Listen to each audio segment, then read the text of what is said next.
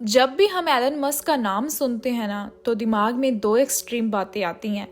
या तो लोग कहते हैं कि ये बंदा जन्म से ही अमीर था, या फिर लोग कहते हैं कि इसका तो लक था और इसने सब कुछ अपने आप बनाया है। इंटरनेट पर एक ही सवाल बार बार घूमता है, क्या एलन मस्क को सब कुछ रेडीमेड मिला? तो आज इस वीडियो में मैं आपको एलन मस्क की रियल स्टोरी बताने वाली हूँ, जो कि मैंने वॉल्टर इसैक्सन की किताब एलन मस्क से पढ़ी है। ये बुक काफ़ी अच्छी है, अगर आपके पास टाइम है तो आप भी पढ़ सकते हैं। सबसे पहले एक कन्फ्यूज़न क्लियर कर लेते हैं। क्या एलन मस्क बिलीनियर थे बचपन से ही? तो वो नहीं थे, बट उनका जो बैकग्राउंड था वो मिडिल क्लास से थोड़ा ऊपर था। उनके पिता इंजीनियर थे और फाइनेंशियली स्टेबल थे, लेकिन ऐसा नहीं था कि एलन को लाइफ में स्ट्रगल ही ना करना पड़े। वॉल्टर इसैक्सन की बुक में एलन खुद बताते हैं कि उनका बचपन इमोशनली बहुत टफ था।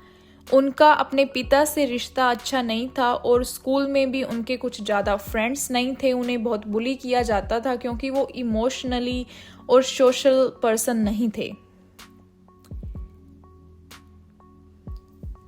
एक बार तो सिचुएशन इतनी ख़राब हो गई स्कूल में कि उनको बुली किया गया और उससे उनको हॉस्पिटल में एडमिट होना पड़ा, और वो इमोशनली उस टाइम पे बिल्कुल भी स्टेबल नहीं थे।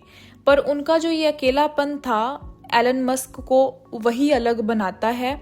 जहाँ बाकी बच्चे खेल रहे होते थे, वहाँ एलन किताबों में डूबे रहते थे। 10 साल की उम्र में बताया जाता है कि उन्होंने पूरी एनसाइक्लोपीडिया ब्रिटानिका पढ़ डाली, और 12 साल की उम्र में उन्होंने खुद का वीडियो गेम बनाया जिसका नाम था ब्लास्टर, और उसी गेम को उसने $500 में बेच दिया। तो यहीं से ही साफ हो गया था ये बच्चा नौकरी के लिए नहीं, कुछ बड़ा बनाने के लिए पैदा हुआ है।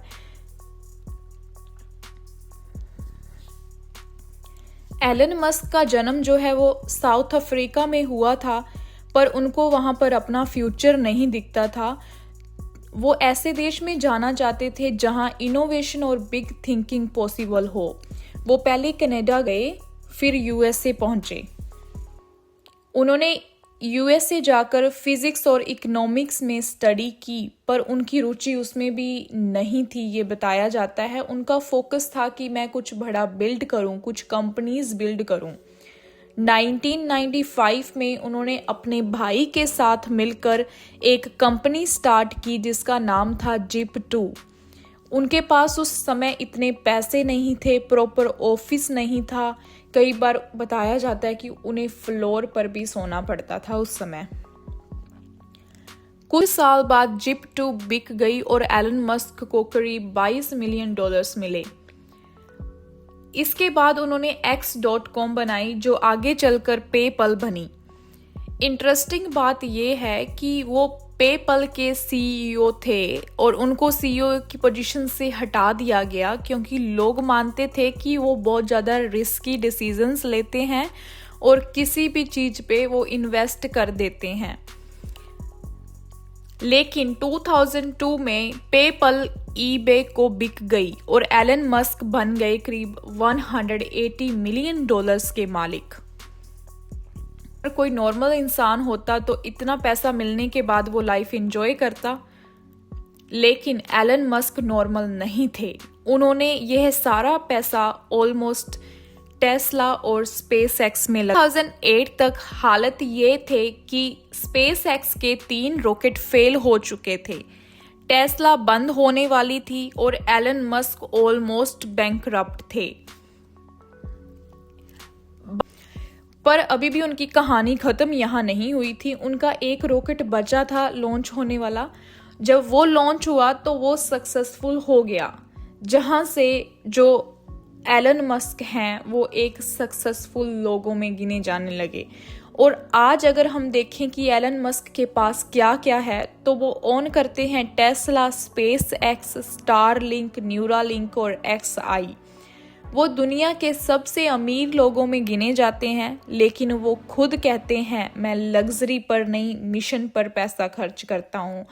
आज भी वो हफ्ते में 80 से 100 आवर्स काम करते हैं। एलन मस्क का माइंडसेट सिंपल है, अगर कोई चीज़ इंसानियत के फ्यूचर के लिए ज़रूरी है तो रिस्क लेना वर्थ इट है।